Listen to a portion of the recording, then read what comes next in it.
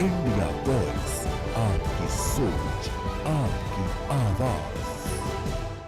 नमस्कार, India voice में आप सभी का स्वागत है। मैं हूं आपके साथ दीप चौधरी। बुलेटिन की शुरुआत करेंगे उससे पहले आपको सीधे देहरादून लिए चलेंगे, जहां सीएम पुष्कर सिंह धामी क्या कुछ कह रहे हैं वो भी आपको सुनवा। सभी भाइयों एवं बहनों, हमारे छात्र एवं छात्राएं,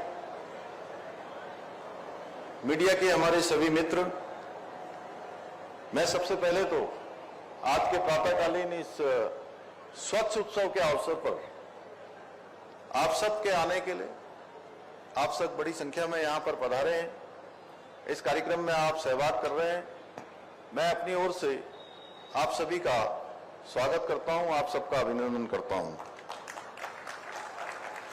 आज हमारे लिए बहुत शुभ दिन है।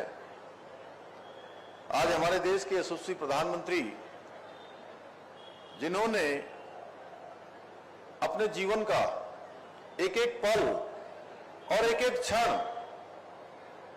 मां भारती को समर्पित किया है, देशवासियों को समर्पित किया है और अनेक ऐतिहासिक निर्णय लेकर आज भारत को वैश्विक मंच पर एक प्रमुख स्थान राज्य के अंदर हम सब लोग इसको आगे बढ़ाएंगे।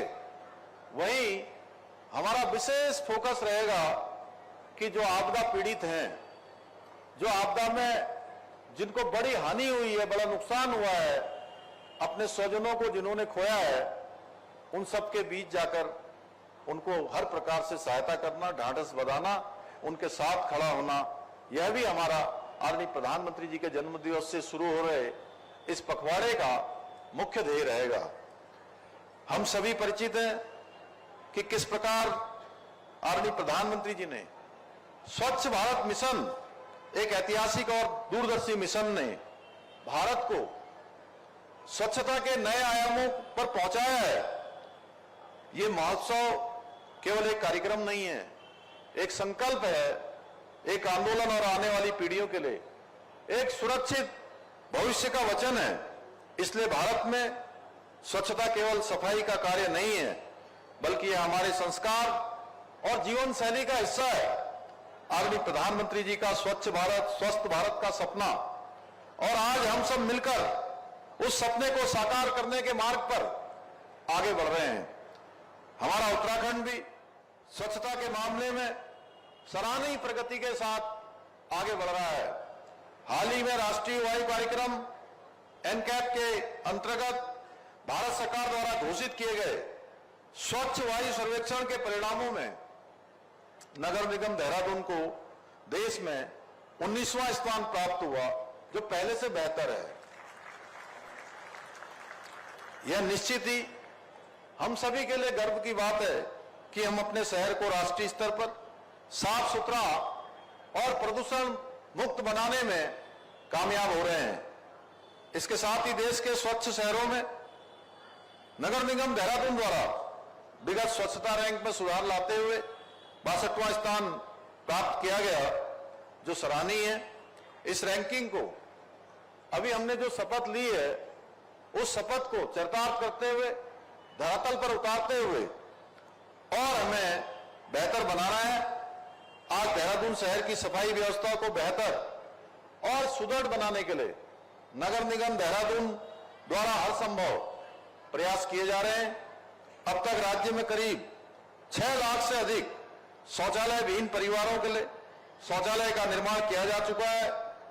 नगर निगम देहरादून द्वारा आमजन की सफाई व्यवस्था से संबंधित समस्याओं के त्वरित निवारण हेतु स्वच्छता कंट्रोल रूम की स्थापना की गई है, जो कि 24/7 चालू रहता है। सफाई सुनिश्चित करने हेतु टीमों का गठन करने, विभिन्न स्थानों से प्रतिदिन कूड़ा उठाने, सीसीटीवी कैमरे से निगरानी करने जैसे अनेकों प्रयास शहर के सफाई अभियान को नई दिशा दे रहे हैं।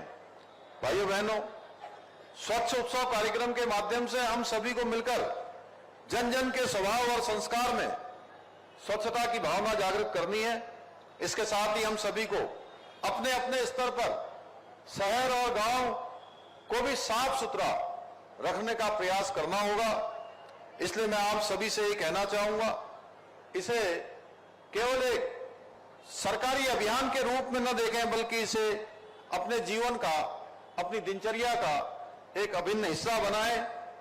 भाइयों बहनों, स्वच्छता और पर्यावरण दोनों को स्वच्छ रखने के लिए साफ सफाई जितनी जरूरी होती है, उतना ही जो हमारे पेड़ पौधे हैं उनका संरक्षण भी है। इस दिशा में आदरणीय प्रधानमंत्री जी द्वारा शुरू किया गया एक पेड़ मां के नाम अभियान पर्यावरण संरक्षण के लिए एक महत्वपूर्ण कदम साबित हो रहा है। पौधारोपण के जरिए हम अपने जीवन की गुणवत्ता में सुधार लाने के साथ ही आने वाली पीढ़ियों के लिए स्वच्छ और स्वस्थ वातावरण सुनिश्चित करने की दिशा में आगे बढ़ रहे हैं।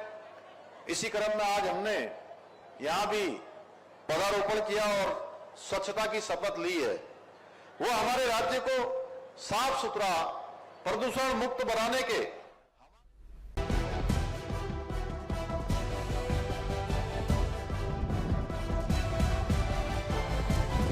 इंडिया वॉइस, आपकी सोच, आपकी आवाज।